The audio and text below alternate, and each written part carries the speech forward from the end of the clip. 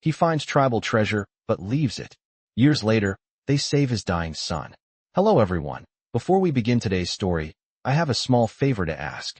Please hit subscribe and turn on the notification bell so you never miss our channel's new videos. It's quick, free, and the best way to support us in bringing you more dramatic stories. Your support means the world to us. Where are you watching from?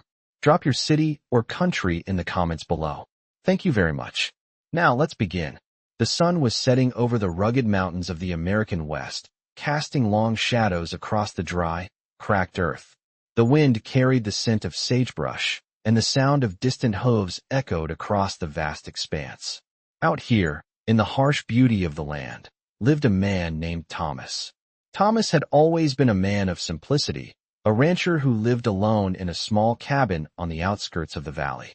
His life had been one of hard work and solitude, with little to distract him from the daily grind of tending to his land and animals.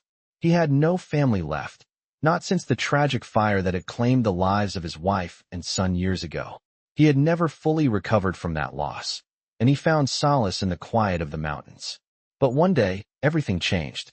While scouting the land for any signs of cattle thieves, Thomas stumbled upon something he had never expected, a hidden cave nestled deep in the canyon. Inside, he found a treasure, a collection of priceless artifacts belonging to a long-forgotten tribe. There were gold coins, intricately woven baskets, and pottery that had survived centuries. It was the kind of discovery that could change a man's life forever. But Thomas did something that shocked even himself. He left it. He didn't take a single item. He walked away from the treasure, feeling a deep sense of guilt. He had no right to take what wasn't his. The treasure belonged to the people who had lived here long before him, to a culture he didn't fully understand. And so, he left the cave, sealed it up, and never spoke of it to anyone. Years passed, and Thomas's life continued in the same quiet routine. But then, one cold winter's day, his world was turned upside down. His son, whom he had thought was lost forever, was found, sick and near death. Thomas had never remarried, and the idea of a second chance at fatherhood had long seemed impossible. But the news that his son was still alive and in need of help shattered that illusion. His son was gravely ill, and no doctor could help him. Thomas, desperate to save the boy, found himself turning to the very people he had once tried to avoid, the tribe whose treasure he had left behind all those years ago.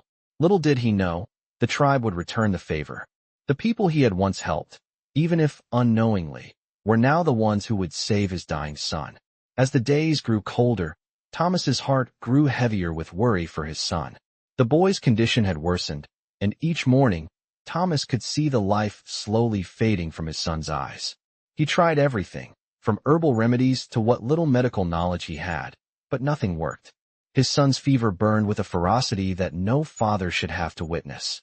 He watched helplessly as the boy lay still, his small chest rising and falling shallowly. There was no escaping the feeling that time was running out. It had been years since Thomas had crossed paths with the tribe whose treasure he had found, and he had kept his promise to leave the riches behind. Yet, now, he found himself at a crossroads. His son was dying, and his only hope lay in the hands of the people he once walked away from. With no other choice, Thomas saddled his horse, determined to seek the tribe's help. His journey was long, and the landscape seemed to stretch endlessly before him. The familiar mountains seemed colder now, and the silence of the wilderness felt almost suffocating. His thoughts turned over and over again, questioning whether the tribe would even remember him, let alone help him. He had left their treasure, after all, and perhaps they had forgotten him altogether. When he finally arrived at the tribe's camp, the first thing he noticed was the change in the air. It was as though the very land was alive with energy, and the people seemed to move with a rhythm that he had never seen before. Their movements were fluid, purposeful, as if they were part of something much greater than themselves. The camp was busy, but Thomas was struck by the stillness that washed over the group when they saw him. They were not angry, not upset, but rather expectant. One of the elders, a woman with silver hair and piercing eyes, stepped forward and addressed him. "You return," she said simply. There was no judgment in her voice, only acknowledgement. Thomas nodded, swallowing his nervousness. "I need your help. My son, he is dying." The woman regarded him for a moment before turning her gaze to the boy, still in Thomas's arms, pale and weak. Without a word, she motioned for him to follow. They entered the heart of the camp, where a group of healers gathered around a fire. The woman spoke to them in their native tongue, and soon they surrounded Thomas's son, their hands moving with practiced precision. Thomas felt a pang of guilt. He had once been so far from their way of life, so distant from their customs, and now, here he was, relying on them to save his child. The healers worked quickly, their hands steady and sure. They did not rush, but there was a calm urgency to their movements. One healer placed his hands over the boy's chest, whispering in a language Thomas couldn't understand. A quiet hum filled the air, and for a moment, everything else faded away. Thomas stood frozen, unsure whether to hope or to despair.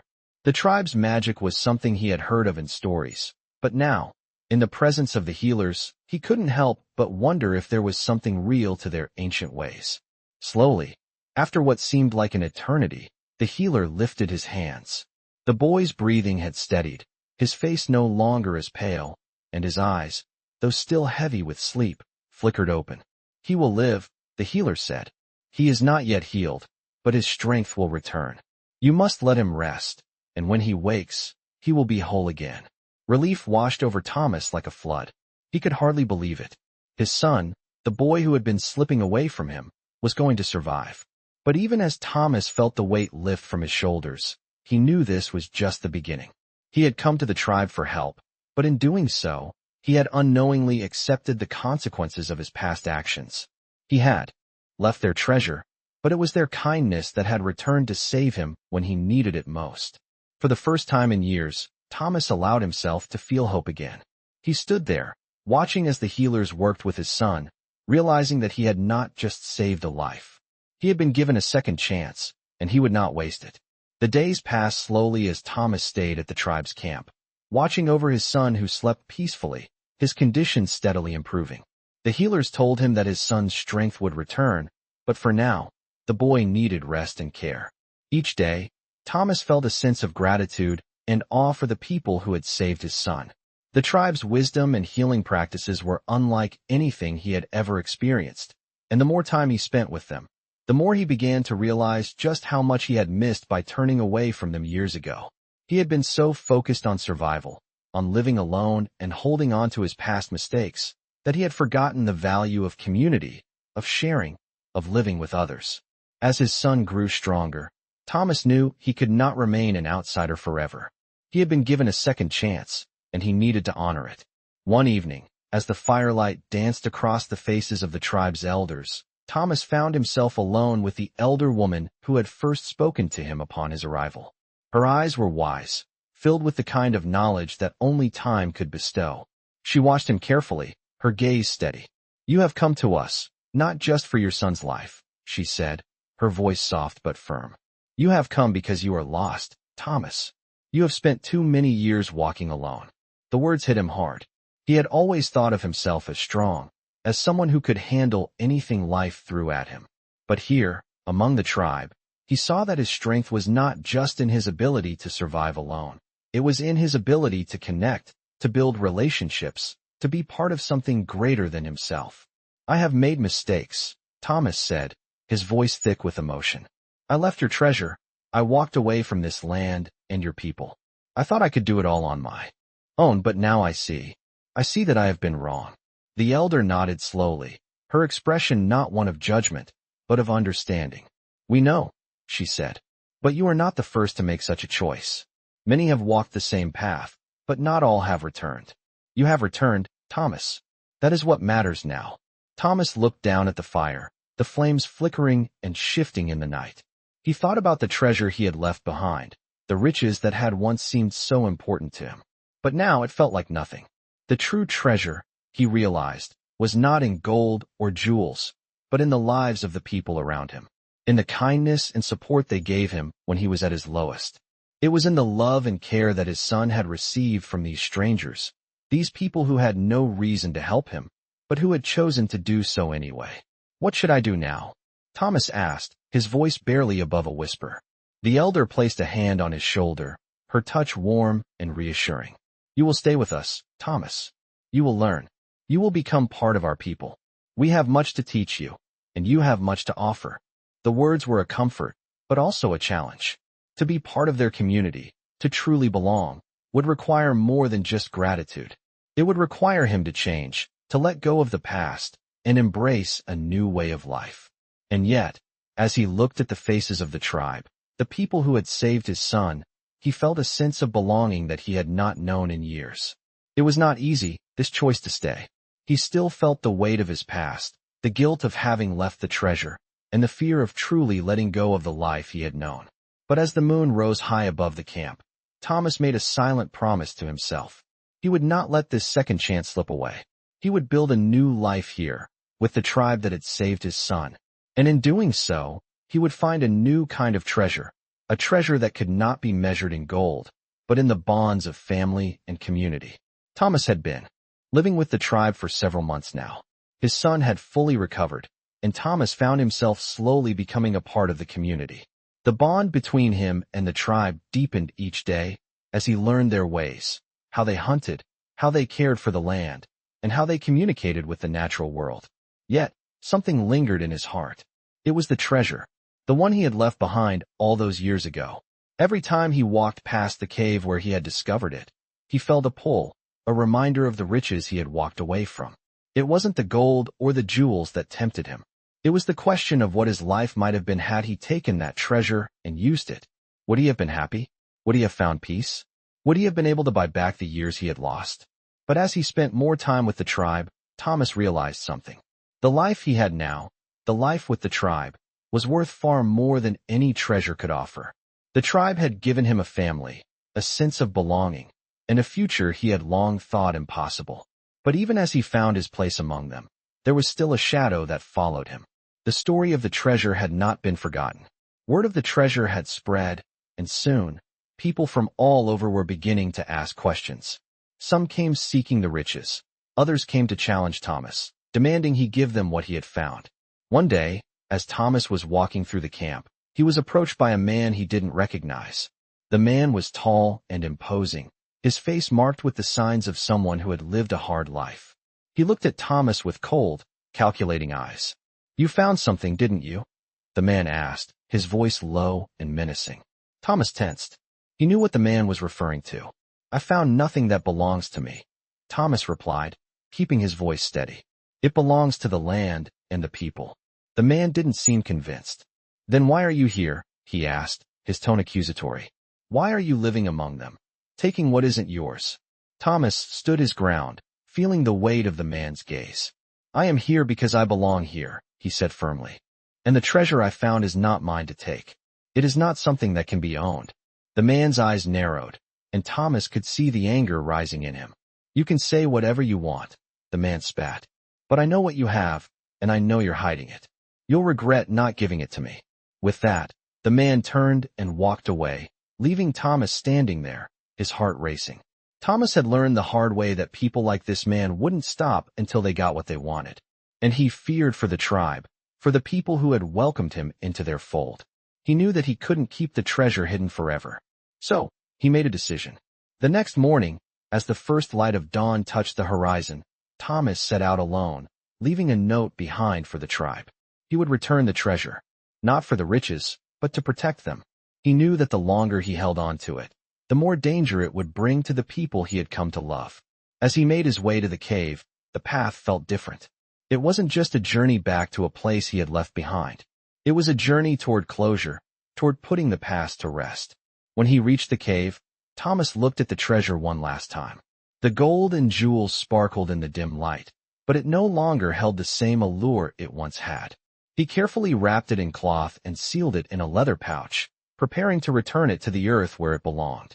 Just as he was about to leave, he heard the sound of footsteps behind him. Turning, he saw the elder woman from the tribe, standing in the doorway of the cave. "You are leaving?" she asked, her voice soft but knowing. Thomas nodded. "I have to. The treasure doesn't belong to me. It belongs to the land, to the tribe. I can't keep it." The elder smiled, a look of understanding in her eyes. "You have done what is right," she said. "And in doing so, you have found something greater than gold." Thomas felt a wave of relief wash over him. He knew now that he had made the right choice. The treasure was no longer his burden. It was time to let it go. With one final look at the cave, Thomas turned and walked back to the tribe, knowing that his journey had come full circle. He had found something far more valuable than gold. He had found family, belonging, and peace. Days passed since Thomas had returned the treasure to the earth, and life in the tribe settled back into its familiar rhythm. His son, now fully recovered, was spending his days learning the ways of the tribe, running through the fields with other children, and playing by the riverbank. Thomas watched with a quiet joy as his son found his place among the tribe, something he never thought would be possible. As for Thomas, he had found his own peace. The tribe had accepted him fully, not as an outsider, but as one of their own. His role in the community was clear. He helped with hunting, built shelters, and shared his knowledge of the land. But despite all this, there was still a lingering question in the back of his mind. Had he done enough? It was then that the winds of change swept through the tribe once more. One evening, the tribe's chief, a wise and strong leader, called for a council. The air was thick with anticipation, and the people gathered around the fire in the center of the camp. The chief's face was serious as he addressed the tribe. "The time has come to prepare for a great challenge," he said, his voice carrying across the circle. "Our land is in danger. The settlers have begun to encroach on our territory, and they bring with them destruction. We must protect what is ours."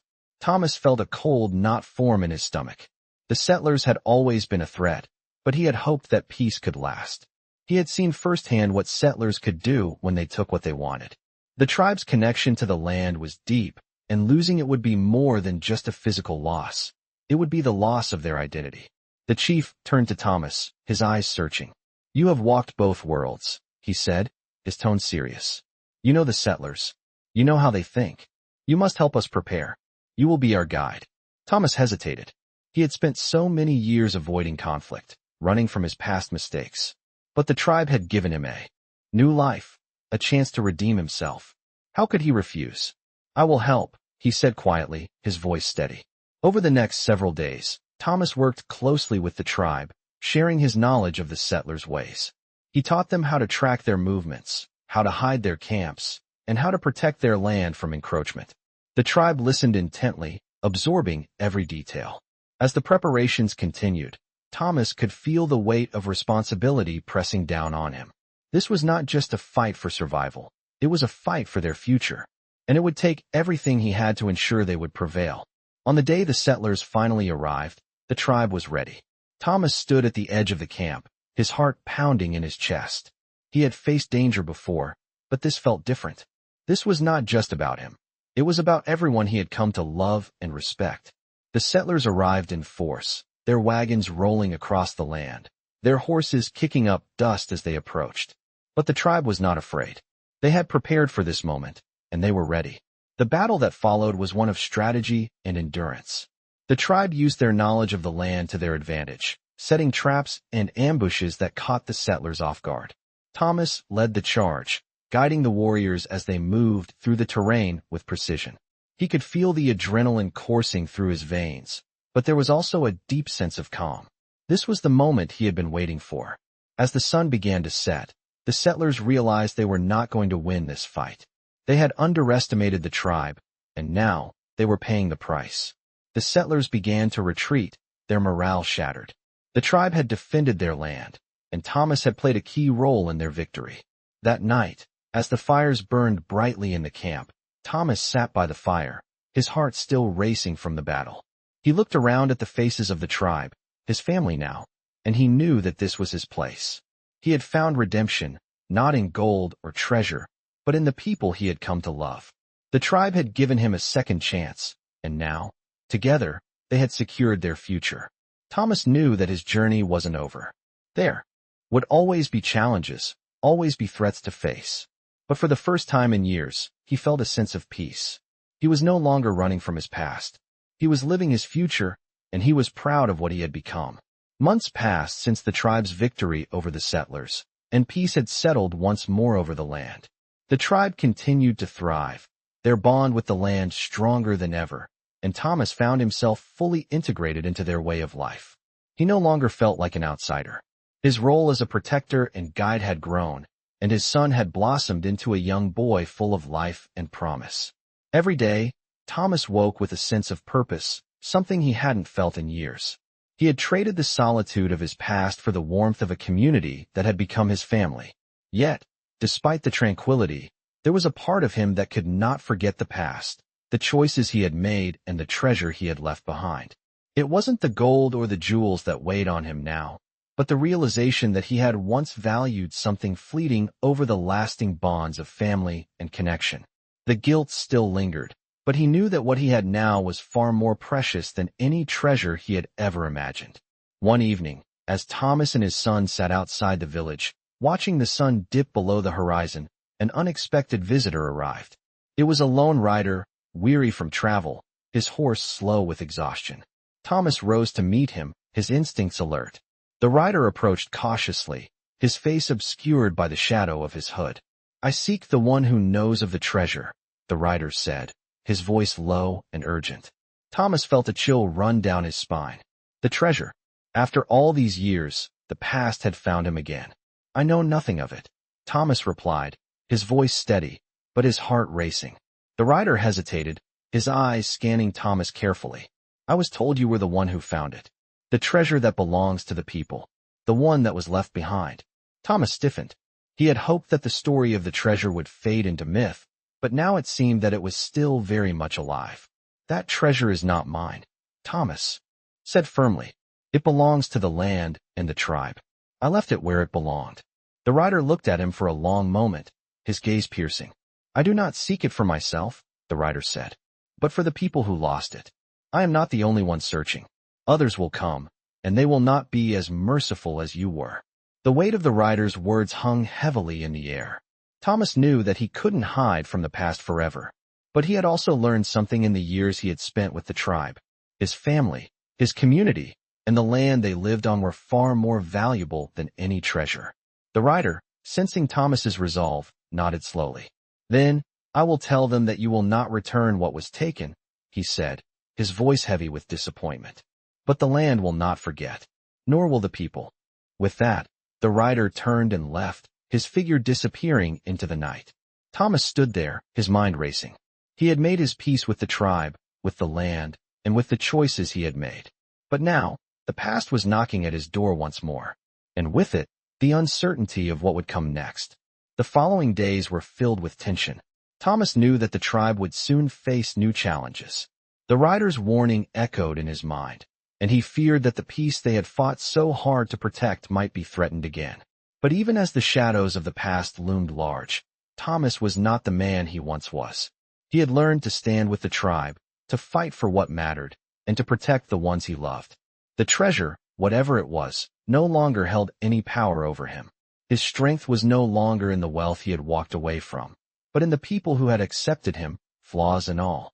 As the sun rose over the land once more, Thomas made a silent vow. He would not allow the past to destroy the life he had built. He would stand beside his family, his tribe, and he would fight to the end to protect the future they had earned together. No treasure, no matter how valuable, could ever take that away. The days that followed were filled with a quiet tension. Thomas had hoped that the rider's warning was just an isolated threat, but deep down, he knew better. The peace they had fought so hard to maintain was fragile, and the idea of losing it weighed heavily on his shoulders. His son, now a young boy full of energy, had noticed the change in his father's demeanor. The boy, who had grown up hearing stories of courage and strength, now saw his father in a new light. Thomas no longer just protected the tribe from the dangers of the world. He had become a symbol of what it meant to stand up for what was right. As the weeks passed, news of the approaching settlers grew more urgent. They had been seen gathering near the borders of the tribe's land, building new settlements and laying claim to the land that had been sacred to the tribe for generations. The elders convened, and a plan of action was set into motion. Thomas found himself at the center of it all, not as an outsider, but as a leader. He had once feared the weight of responsibility, but now, standing beside the tribe he had come to love, he embraced it fully. One evening, as the tribe gathered around the fire, the chief called for Thomas. The firelight flickered in the chief's eyes, casting long shadows across his face. "The time has come," the chief said, his voice steady. We will not allow the settlers to take what is ours. We will stand and fight for our land, for our people, and for the future of our children." Thomas nodded, his heart heavy with the knowledge of what was to come. He had spent his life avoiding conflict, but now there was no turning back. He had made a promise to protect his family, and that was exactly what he intended to do. The following days were filled with preparation.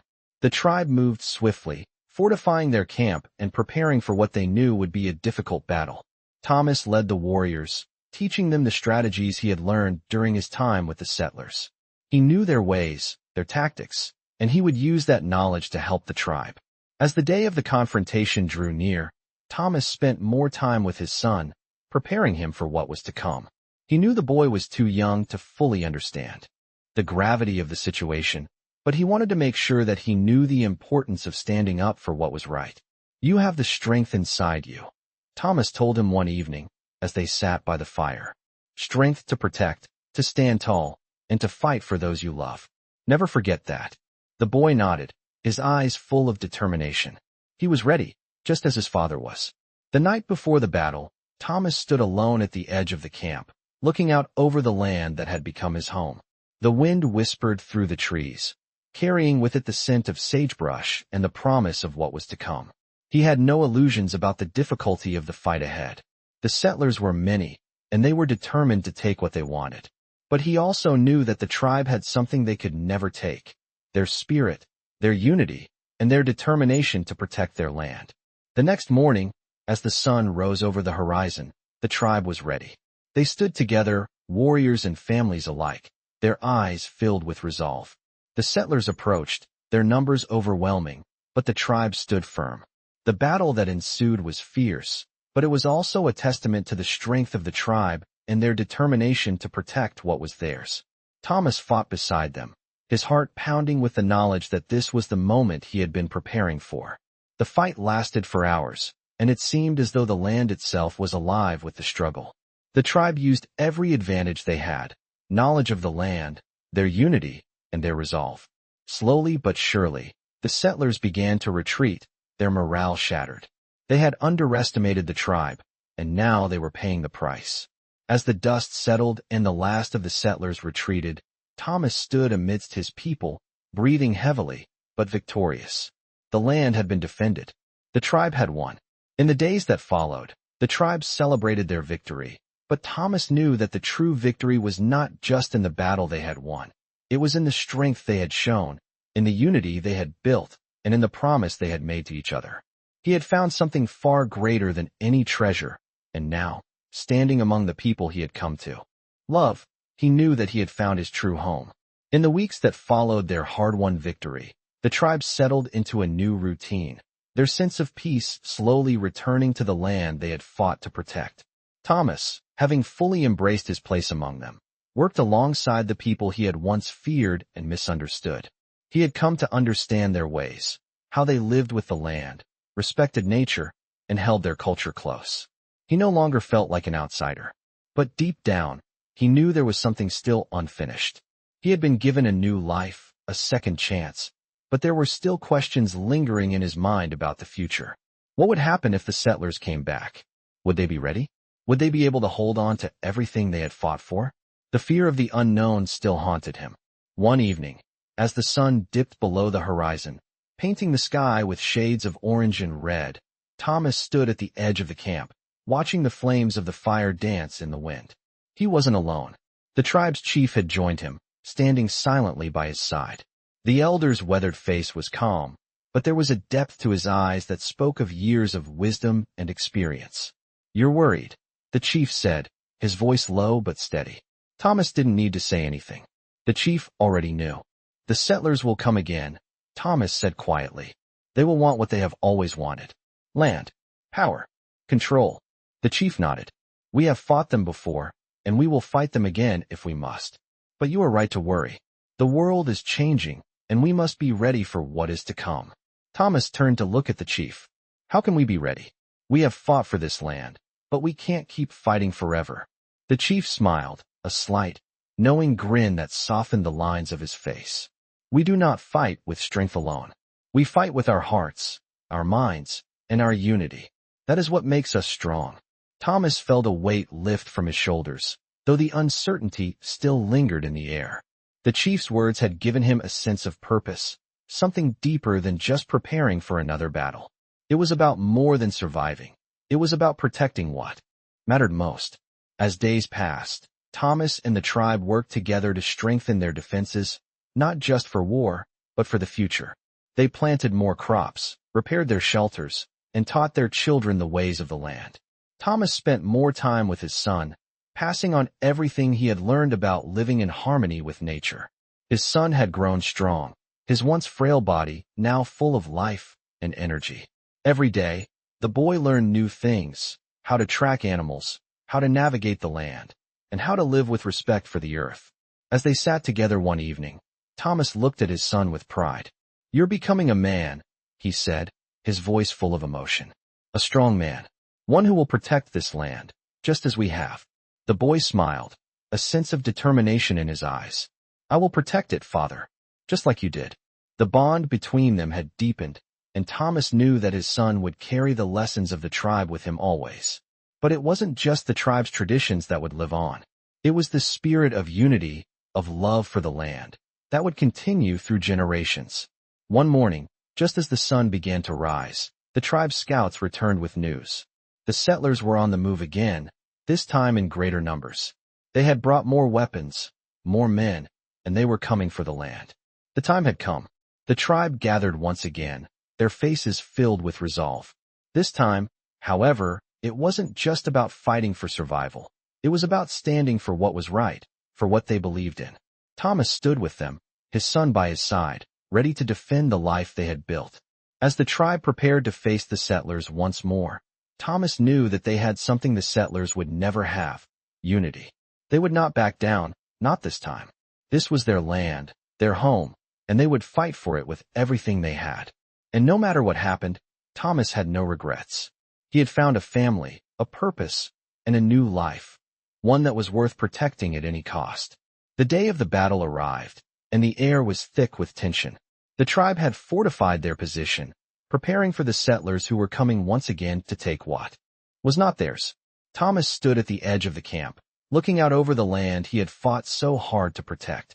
His son was beside him, strong and determined, ready to face whatever was ahead. The land that had once been a symbol of loss for Thomas was now a symbol of hope, of home, of family. He had found everything he needed here, and he was ready to defend it with his life. As the sun began to rise, the settlers appeared on the horizon, their figures a dark line against the sky. They moved in organized rows, their horses kicking up dust, their guns gleaming in the early light. The tribe stood in formation, their faces set with determination. The warriors were poised, ready to fight, and the elders stood behind them, offering their strength and guidance. The battle began as the settlers charged forward, but the tribe was ready.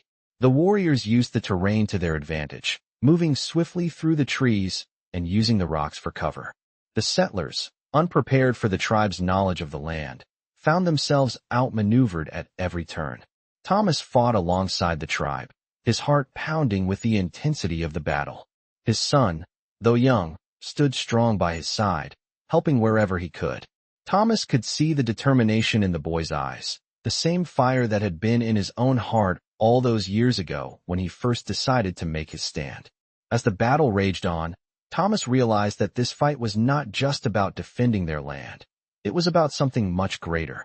It was about the future of his son, the future of the tribe, and the future of their way of life. They were not just defending their home. They were defending the values that had brought them together. Hours passed, and the tide of the battle began to turn. The settlers, realizing they were losing ground, started to retreat. The tribe had fought with everything they had, and it was enough. The settlers, broken and defeated, fled the land they had tried to take. The tribe stood victorious, but the victory was not one of triumph over their enemies. It was a victory of unity, of resilience, of protecting the future they had built together. As the dust settled and the tribe gathered around the fire that evening, Thomas felt a sense of peace wash over him. They had defended their land, their people, and their way of life.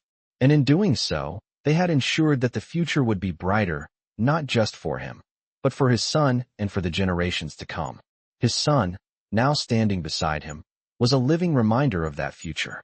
The boy had grown into a strong, capable young man, one who would carry the lessons of the tribe with him for the rest of his life. As Thomas looked around at the faces of the tribe, he knew that the land was safe, and that they were stronger together than they had ever been apart. The tribe's unity had been their strength, and it would continue to be their strength for generations to come. In that moment, Thomas realized that he had finally found what he had been searching for all along. It wasn't gold or riches that had given him peace. It was the people who had accepted him, who had taught him the true meaning of family and community. And now, with the threat of the settlers behind them, Thomas knew that his journey was complete. He had found his place in the world, and he was ready to embrace the future with his son and his tribe. Together, they would continue to protect the land, to live in harmony with nature, and to pass down their traditions to those who would come after them. Thomas had found redemption, not in the treasure he had once coveted, but in the life he had built, the family he had found, and the legacy he would leave behind.